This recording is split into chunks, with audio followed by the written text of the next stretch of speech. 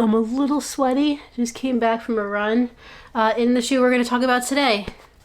Let's do it.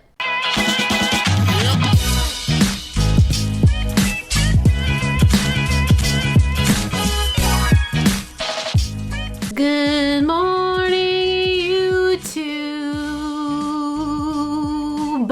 What's up, everybody? Hope you're safe and healthy and happy and doing okay. So it's no secret, it's really no debate that the last several years, the running shoe industry has been pretty focused on super shoes, specifically for marathons. I think it's safe to say that pretty much every brand right now has this kind of shoe with a very lightweight upper, a fancy midsole foam with a carbon fiber plate, and it costs upwards usually of $200 to $215. But the biggest debate since the super shoe craze kind of hit the running shoe game has been that if you don't run a super fast, like 2.5 hour to 3 hour, 3:30 even marathon, should you be wearing these kinds of shoes in your own marathon? Are the people who run 4-hour marathons and slower, air quotes, worthy and deserving of this kind of shoe? Does it even work for them? So the brand Salomon decided to come out with a super shoe that was meant for 3:30 marathoners and slower.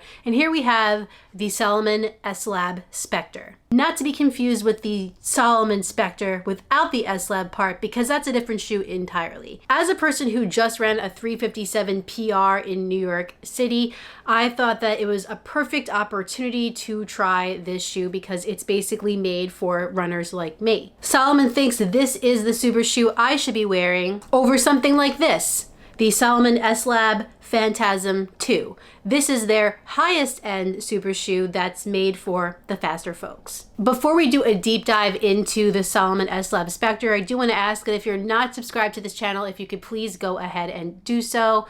I'm trying to get to 30K by the end of the year, and I can't do it without the help of all of you. So if you could click that subscribe button, that would be much appreciated. And if one video a week on YouTube is not enough for you, then I suggest you go follow me on Instagram at RunLikeKeller. I'm posting, pictures of running shoes, some running reels, and lots of other fun running stuff. So go follow me there as well for even more running fun. But back to the shoe today, we're going to talk about if I liked the way this shoe felt. Do I like this concept? Do I think that Salomon has something here with this shoe? We're going to talk about all that today.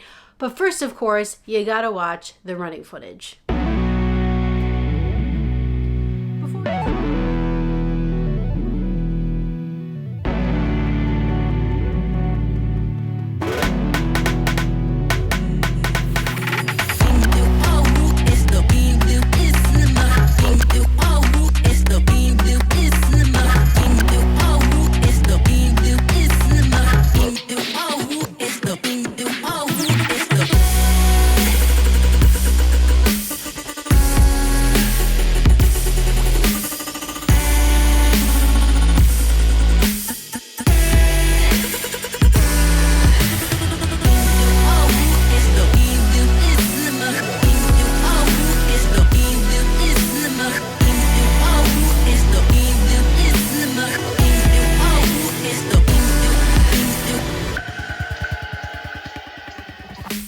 Before we get started, I do want to let you know that this shoe was sent to me by Salomon. However, they're not going to see this video before you. They can't tell me what to say, and all of my opinions are completely my own. Starting with the upper of the S-Lab Spectur, Salomon is using what I believe is a lightweight engineered mesh here. It's a thin material that gives you decent breathability through that forefoot and midfoot area. Speaking of the midfoot area, there are a couple overlays just to keep you a little more locked in place on that platform. And if we move to the heel, it is fairly sturdy. I've seen sturdier heels, but it will lock your ankle in place. In terms of fit, I would say this generally fits true to size. I wouldn't go up or down a half size, but it is a little bit long. I found the shoe in general to be kind of a narrow, long shape. If we turn it this way, that midfoot area is looking a little banana-y, but it does open up in the forefoot. I didn't necessarily have a problem with the narrowness because I have a narrow foot, and I did like that it opened up a bit in the forefoot. But if your foot is is wide in that mid section, then you might be a little bit uncomfortable on this platform. I did experience some heel slipping in it, but once I used that last loophole, that went totally away. Like I said, the breathability is decent. It's getting hotter here in New York, and I did feel some air passing through. Laces are pretty standard. They stay tied. The tongue is more padded than some other super shoes out there. And I don't believe that it is gusseted. However, it didn't slip and slide either direction, stayed in place. And I felt like this system together, the laces and the tongue, did keep me on that platform nice and comfortable. And another thing I liked about this upper is that they gave you some nice cushioning in that ankle collar area. A lot of super shoes on the market these days, like this one right here actually, tend to have cushioning inside of the ankle collar rather than around it. And I prefer something that looks a little more like this. To me, this upper feels and looks a little more like a Tempo Day shoes upper rather than a super shoe, like elite feeling and looking upper. I don't know if that's what they were going for here, but that's the vibe that I get. However, I didn't really have any issues with it, no hot spots, blisters, or irritation from it. And I think it generally gets the job done pretty well. If I'm being picky, I'd say maybe I'd like it to be a touch more breathable to kind of compete with the other pretty breathable super shoes that are out there. But other than that, I think the upper is pretty good. All right, so now let's talk about this midsole because we got a lot to say here. First and foremost here, that top layer of foam that you see is their Energy Foam Plus. This is their fancy super shoe foam. So they are incorporating a full length of it right here in the Spectur. Under that is, I believe, just a more standard EVA, probably to keep you a little more stable on that platform. And also this shoe does have a carbon fiber plate, but to keep you even more stable on the platform, they think, they have two wings that come up here, as you can see on both sides of this shoe, and that is to help you stay a little more level and neutral in your stride. They're calling this plate construction Energy Blade. Salomon also says to make the shoe even more stable, they did add a wider heel platform in the back that I think they believe will be more accommodating to runners who maybe aren't running a sub 3:30 marathon. So I had pretty high hopes for this shoe going into it because this is right up my alley. This is the kind of marathon that I run. I run a 4-hour marathon, and that's what the shoe is made for. So I was really excited to see how this would feel on foot and if it would feel better for me than some of the other super shoes out there on the market. I have about 15 miles in the S-Lab Spectur because I am getting back into the swing of things with running. And I gotta be honest, I am not super loving the way this shoe rides for me. What I love so much about other super shoes out there is that soft feeling in the forefoot, how it compresses, but then you feel that plate and it propels you forward, but still giving you that nice squish. To me, the S-Lab Spectur is a little firm in the forefoot and borderline a little uncomfortable for me. I definitely feel that plate in there, but I think I feel it too much. I'm not feeling that Energy Foam Plus feeling that I want to in the forefoot. I do, however, feel it a little further back, a little more cushioning and comfort around the midfoot area. But again, I'd really like to see more of that in the forefoot. I think what I'm getting is the plate mixed with this firmer foam on the bottom. During my time with it, I took it on easier miles and my marathon paced miles. Easier, it felt pretty much the same, firm in that forefoot. And for my marathon pace miles, I did feel like it woke up a bit. I felt that propulsion from the plate and just worked a little bit better with my stride. But still, it's just not exactly the ride that I'm looking for when it comes to a marathon shoe. In terms of stability, I think it was generally stable. I mean, I'm still overpronating. I did experience a little bit of inner ankle pain. Might totally be a me problem, but something I did want to point out. To me, the S-Lab Spectur aligns more with the New Balance SC Trainer V2 or the Saucony Endorphin Speed 4 rather than a super shoe. It feels more of a Tempo Day / daily trainer vibe to me.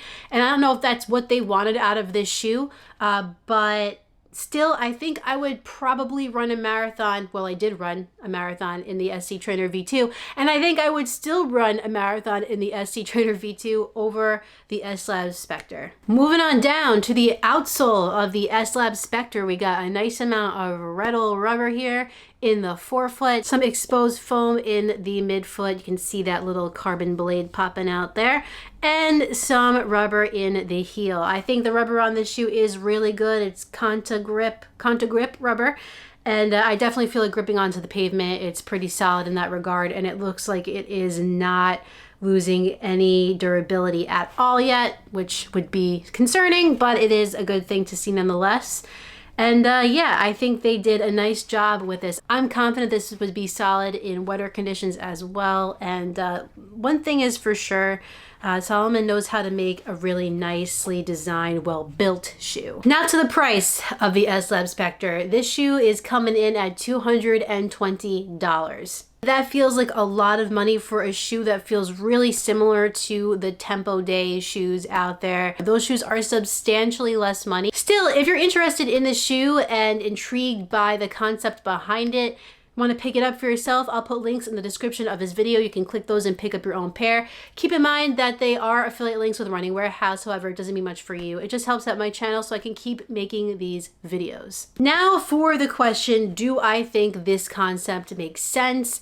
Is it something that other brands should look into? And should people who run slower than a 3:30 marathon maybe not wear the shoes for the elites and stick with something like this? I really appreciate Salomon wanting to be more inclusive. However, I am a big believer of if you feel good in a shoe, doesn't matter what the heck it is, if you're running an 11-minute mile, 12-minute, 13-minute and beyond, and you love the Nike Alpha Fly 3, then I think you should wear it. I just don't want runners to feel pigeonholed and feel excluded from wearing those other super shoes on the market. You wear whatever shoe you want to wear and it doesn't matter your pace, and that's it.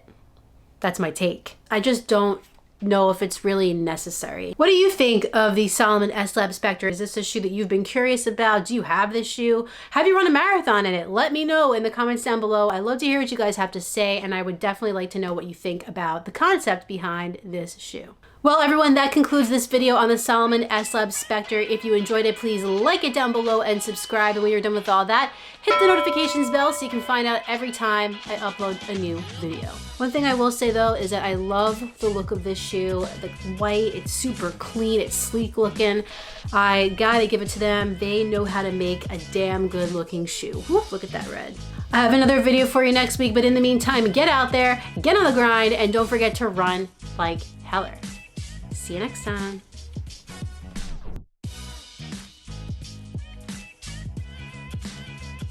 Cool looking, sleek. Look, you can even put your PR time and date on the shoe. Nice touch.